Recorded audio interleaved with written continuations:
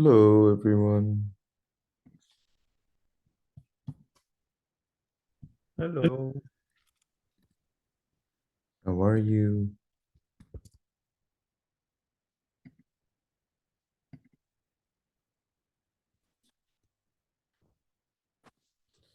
Um, so there's not a lot to talk about this time either, but I'm gonna try to give you like a tiny sip of what Ugaritic mainly can offer, and a little bit about Eblaite, but it's really hard to talk about that. Um, is there any question or remark or anything before we begin?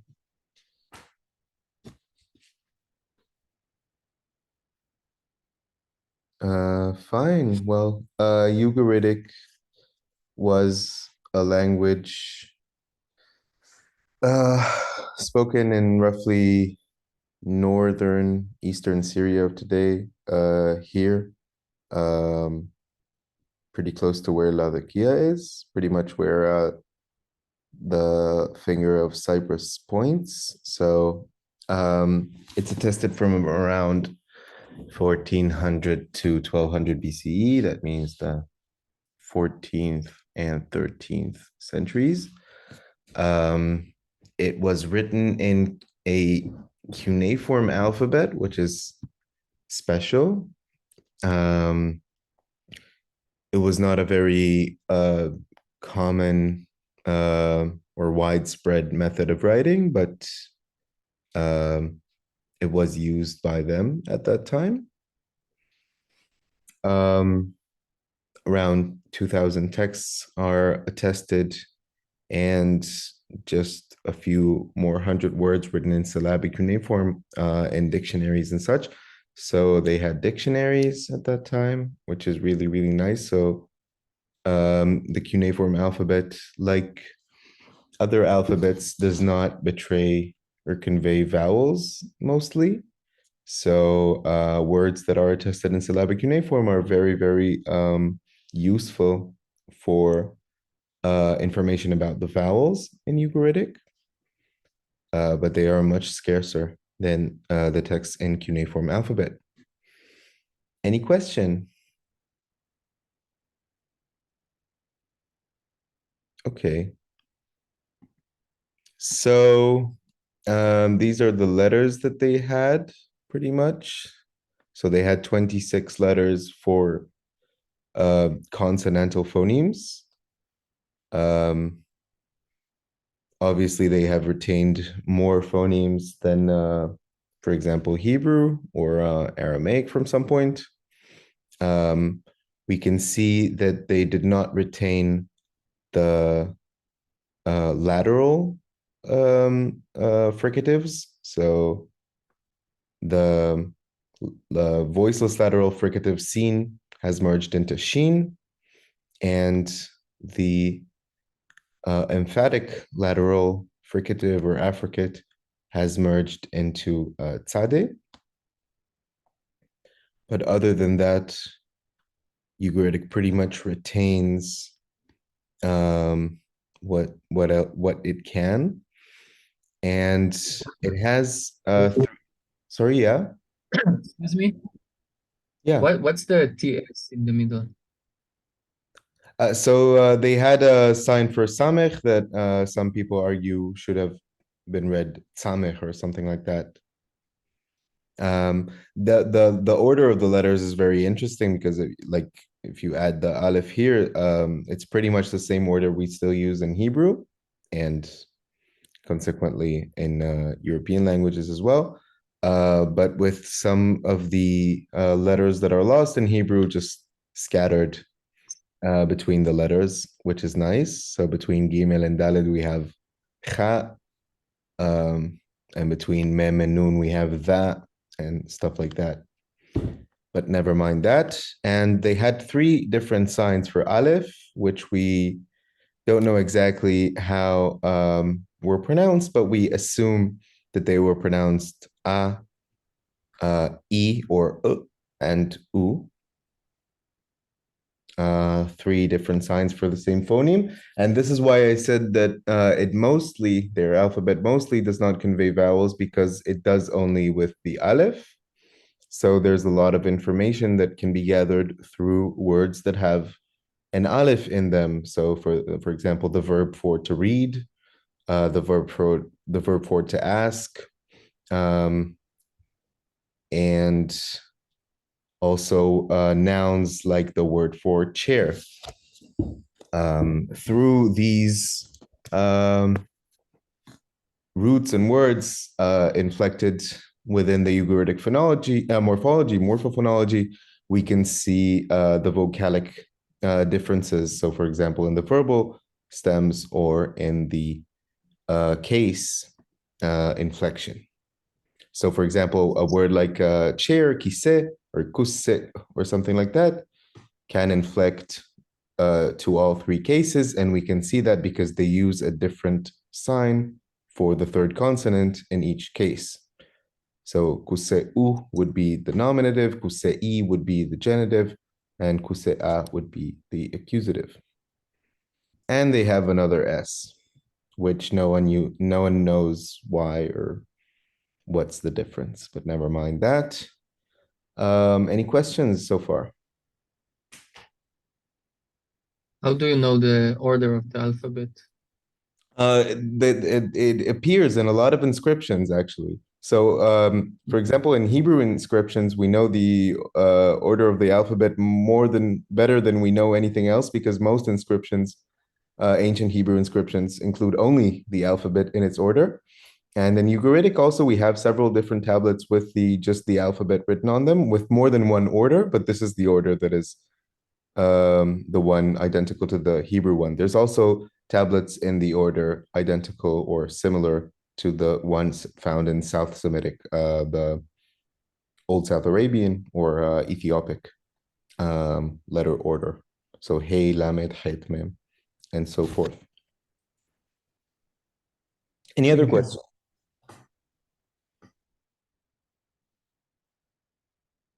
Okay. I have So a question about the third S yeah, because in some texts the word sos or sos for horses is written in this third S. yes, that is true. It is used So they quite commonly in use words. the two S for the same word. Would it be just for trying to make it softer or something like that? I have no idea. It is used mostly in loan words, like the word sus, which is a loan word for probably some kind of Anatolian language. But there are also several words that are not loan words that use this sign, like the word for to cover, kasaya. But the thing is, none of these words is always written with this sign. So even the word for horse, you can find, if I remember correctly, in three different ways, Yes, like with exactly. Yes. the weird S, one weird S and one regular S, and two regular S. So very hard to know. But it is very convenient that they added like this sign is in the beginning of this alphabet order, and these other three signs, the E or U and S, all appear at the end of the alphabetical order, which is convenient for us to know that they're new or something, that they were added. Okay. So, Ugaritic is very interesting as a language, although we do not know enough about it because of what I said before. We don't have enough text, we don't have enough syllabic cuneiform evidence, and a lot of the texts are broken, maybe even most of the texts. But the main thing, the most prominent feature of Ugaritic is that it is so extremely similar to Hebrew, or better, Canaanite. It is even more similar to Phoenician probably than to Hebrew, but it's very, very similar to Hebrew in so many ways, some of which we will discuss. But it also bears a lot of similarity to Akkadian. I think out of the West Semitic languages, Ugaritic is probably the most similar to Akkadian from certain aspects, which I will soon elaborate, hopefully. So some of the features that it shares with Canaanite are laid out here. So first of all, Ugaritic and Canaanite, or specifically Hebrew, are the only Semitic languages that I know of that have both the Ana form and the Anaku form, or Ani and Anochi in Hebrew. For example, another thing is that they have both the ancient word for one, something like ashte, which is a very rare word in Hebrew, alongside with the more West Semitic general word for one, which is ahad or something like that. So we can see that both Ugaritic and Canaanite somehow have retained more than one feature, and or like retained parallels that are somehow not necessary. There is a list here from Kogan's book on lexical isoglosses of words common between, yeah? So how do you know they both retained this word and not both got influenced from some other? That's a good question. It could be that they got influence from Akkadian, for example. So in Akkadian, this is the regular word for one, ishtin, but Akkadian is not thought to have had ein, which appears in both of these. Also in Hebrew, it's ashtei and not ishtei, which is a little bit more different. And also this word is mainly used for 11 and not for one, which is not a feature found in Akkadian. Like in Akkadian, it's used for both regularly. So I don't know. It could be. It could be something that obviously Ugaritic had a Does lot not of have contact with Akkadian. ahad? Sorry? Sorry, Akkadian does not have ahad. Akkadian does not have ahad as the numeral one. It does have the verb wedu, which means to be alone or something like that, to do something alone, which is definitely connected and also to the Hebrew word yahid, Arabic wahid. But it does not have this as the numeral for one. No. Thank you. You're very welcome. So these are some lexical isoglosses that are common between Hebrew and Ugaritic, or Canaanite and Ugaritic. Some of them are also common between other languages, but this list is very, very long, as you can see. So just to top it, like Adom, to become red, Adam, man, mankind. So these words do exist in other languages, but in none of them it's the regular or most common word for red or for person or something like that. But in Canaanite and in Ugaritic, it is. The word for to love, ahav, which is a weird word because it has also both aleph and hey. The negation particle ein or en, asa, which is a very, very common word in biblical Hebrew, but quite etymologically obscure or somewhat. There's this preposition thought to be comprised of be and yad or something like that, which appears in both Canaanite, not Hebrew, Phoenician and Ugaritic, bide or something like that, bad, I don't know. Dabar, to say, Gashem, rain, Lahalom, to strike, Har, mountain, which is also quite etymologically obscure, Lalin, to sleep, to stay the night, Na'ar, boy, lad, also something that does not appear in other languages, Nofet or Nubit in Ugaritic or something like that, honey, which is also a rare word in Hebrew, but it does exist. And of course, there is the. Yeah, sorry? In Ugaritic, it's nagar, not nagar. It's nagar, boy. Nagar. I Norain in Arab. I don't remember. I can check, but thank you. Could be. I don't know. Maybe Kogan was wrong here. Nahash, snake, which also does not appear in other languages, not in this form. Sheet, to put. This word does appear in other languages, but it's not the most regular word for to put.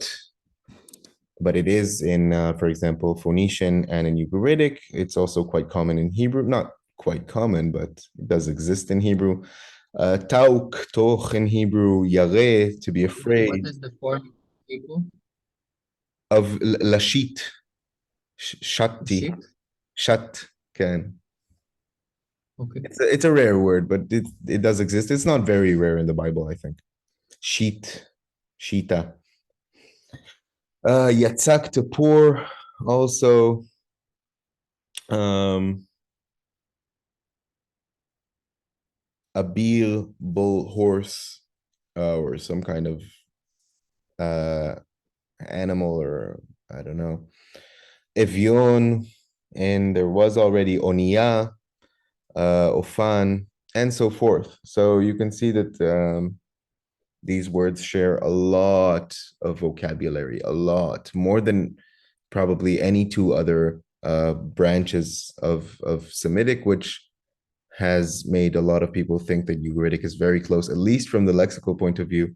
Kogan reaches this conclusion that Ugaritic is extremely close to Canaanite and probably somehow closer than a different branch.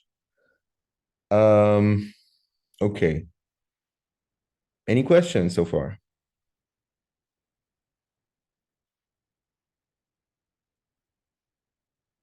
No. Okay. So some, Sorry, it's not. yeah, I haven't. It's not considered to be a branch of Canaanite. that depends on who you Diff ask. Yeah.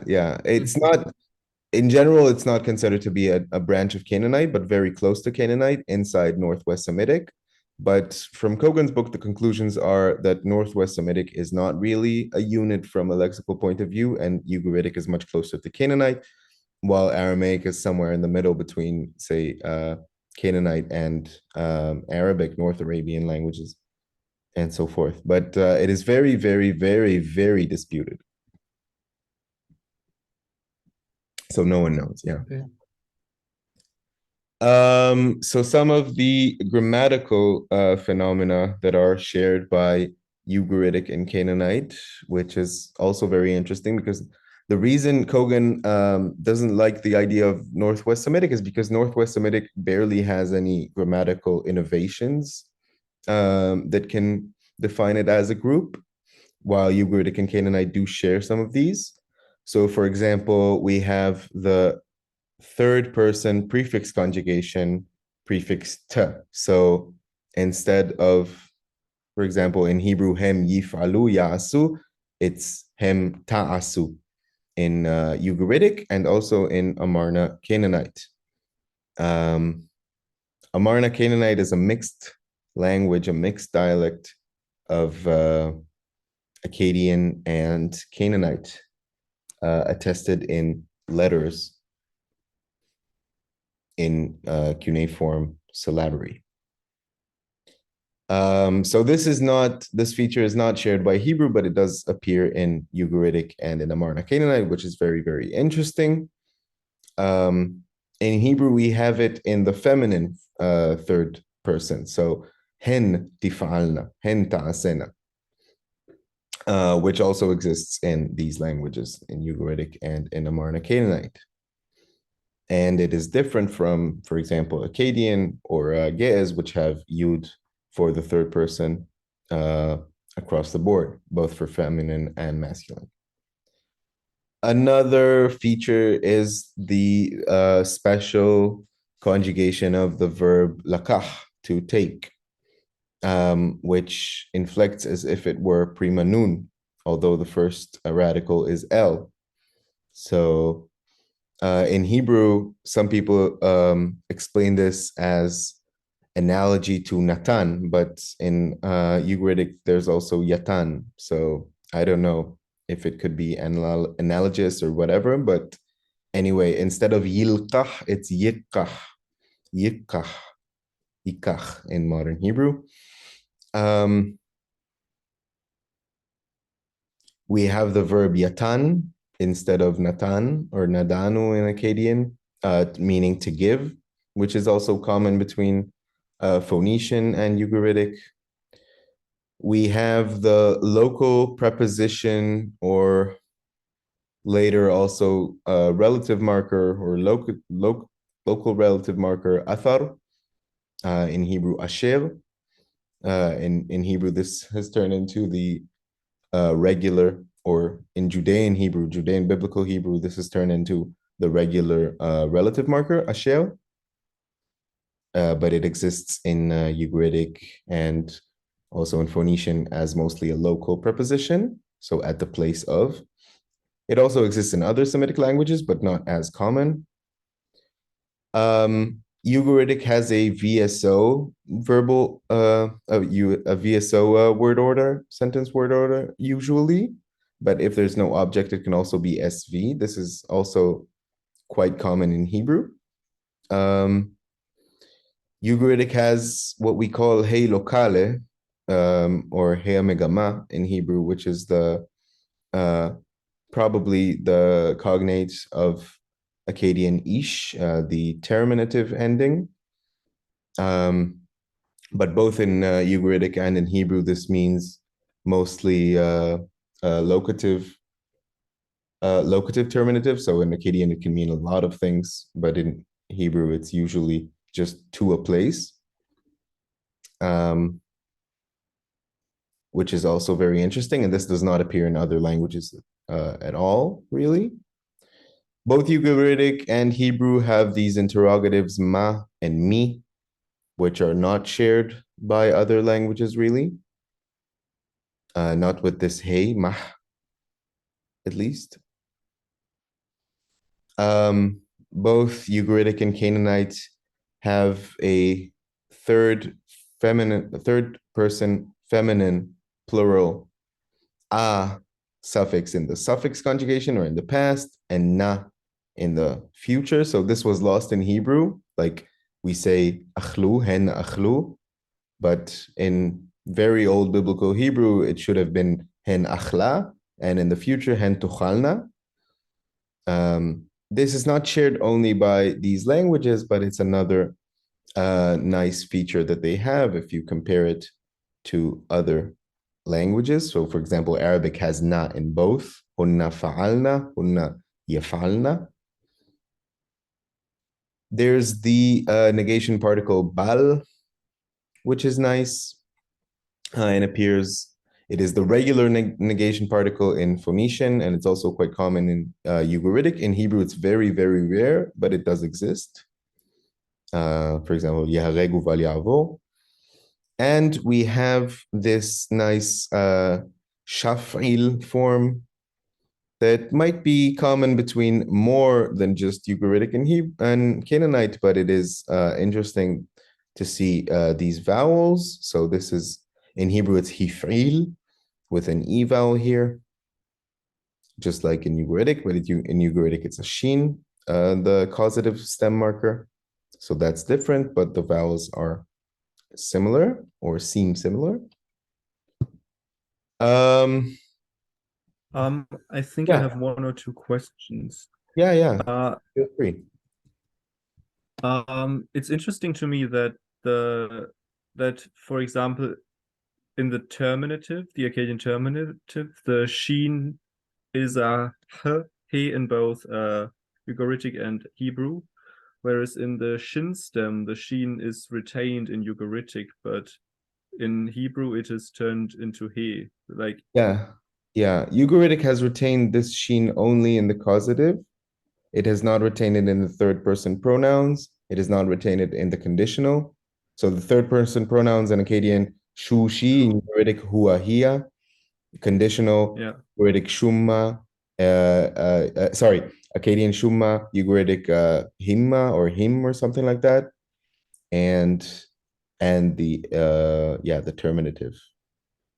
Do you think the sheen it was like better protected, like possibly in the middle of a verb or something. So I was don't know. the I don't know. C I think there's a an article about that by Ahmed Al-Jalad, which is very interesting. Um, it's quite hard to say. I like the view that says that Ugaritic is in the periphery of the Semitic language speaking area. So kind of like say Old South Arabian or non-Sabaic Old South Arabian and Modern South Arabian. And these languages have retained some of these sheens in some of these places. So Ugaritic has retained it in the causative. Modern South Arabian has not, but it has retained it, say, in the personal pronouns, for example, or in Jibali. In Old South Arabian that is not Sabaic, you have it in the pronouns and in the causative, this sheen, S1, but you don't have it in the conditional. So yeah, I like has the idea that there was a process that started out somewhere in the middle and spread, but by the time that it got to the edges, it was less strong. I don't know. Am I remembering correctly that Arabic has retained like the sheen, or in Arabic it's seen in the shin te stem, but like Yes, has turned all it of the into languages, yes, most of the languages uh, have retained this shinti stem with a she. okay. Yeah. So even the So there's languages like a that lost, hierarchy yes, even the of ones that have positions lost that it in the are more likely to causative, change. sorry. So there's like a hierarchy of positions that are more likely to be changed than others. Like the pronouns are more likely to be turned into he, whereas the shinty stem is rather safe from that. Yes, yes, that is possible. The Shinti is a little bit difficult. Like, okay, so it exists mostly uh in South Semitic, for example. So you have it in Arabic, the istafala, and also in both modern South Arabian and Ethio-Semitic, you have these asta stems, or in Ethio-Semitic, or shin stems in modern South Arabian, even though these languages have lost the shin in the regular causative. So it was retained much, much better in the causative reflexive. But some languages did have this debuccalization there too. I think about Aramaic, for example, with its hitaf'il, which probably comes from something like hitaf'il, and maybe some of the modern Ethio-Semitic languages that have atafala as well. But you're right to think that that the sheen was much better attained in the reflexive causative stem.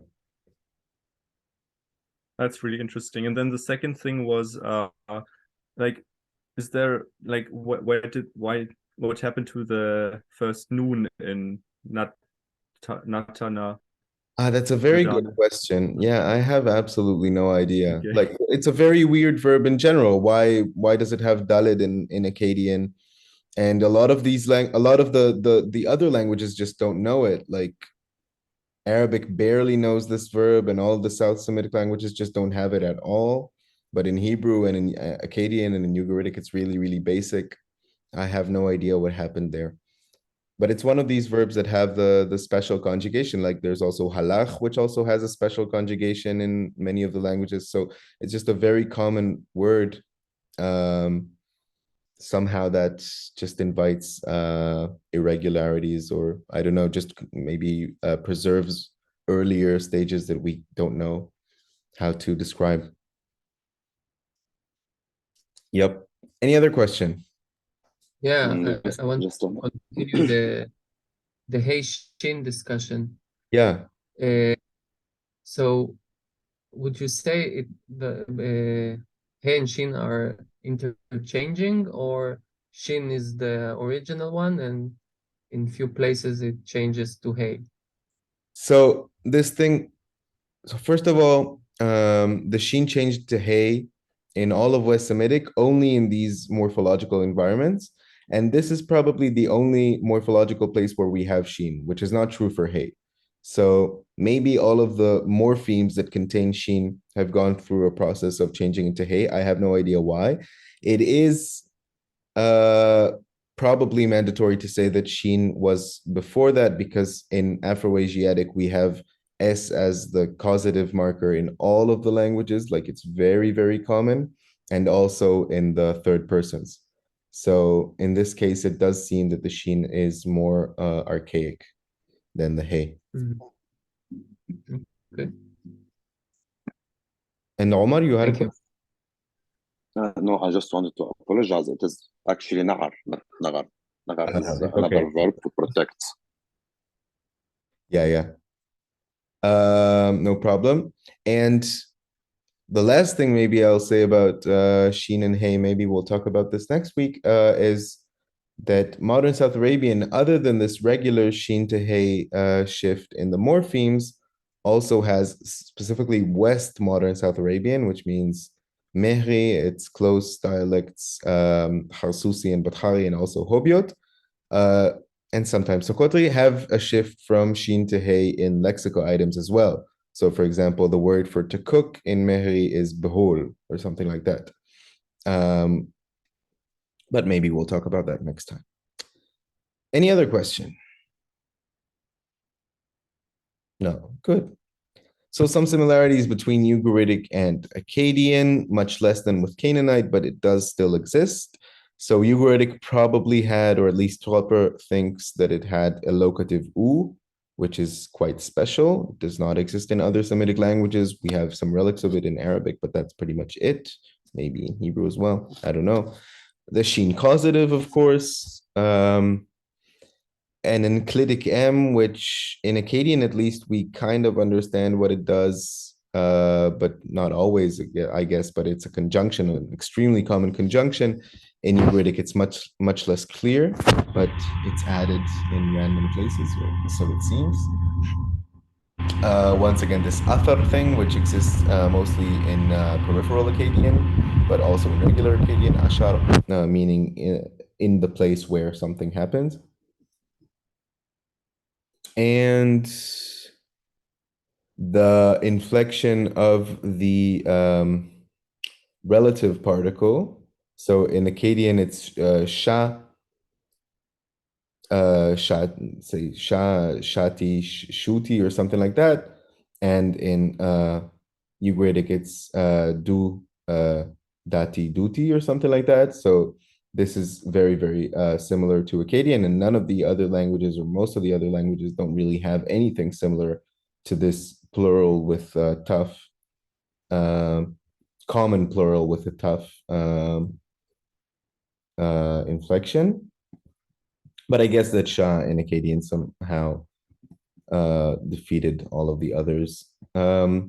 This is once again from Kogan's book, and there are some similarities in the lexicon between Ugaritic and Akkadian. So you have Amar, to look at, which is not really existing in the other languages mostly. Ishid, or something like that. Leg, Arab, to enter, and so forth. Like a lot of these words are quite common in other languages, but some of them are not at all, like kamas, to buckle, kashad, to search for, to reach, that's quite rare, and so on. Any question? Okay. So this is just a little bit about similarities between Ugaritic and Arabic. So Ugaritic is not thought to have had contact with Arabic, and it's not thought to be very, very close to it on the genealogical level, but both of them are, I guess, are quite conservative languages in some aspects, and they have a lot in common, probably retentions. So the most striking thing is the cases in the construct state. So you don't have this in Akkadian. In Akkadian, for example, kalbu, which inflects the case. If you have it in the construct state, it does not inflect the case. It's kalab or something like that, or at least it does not inflect to all cases. In Ugaritic, it definitely did inflect for case. So you have kafto kise shivto or something like that. Kaptaru kusseu thibtihi or something, thibtihu or something like that. And there are a lot of other examples of construct state having case, just like in Arabic. These pictures are from Tropper's book, Ugaritische Grammatik, which is the best book for Ugaritic grammar.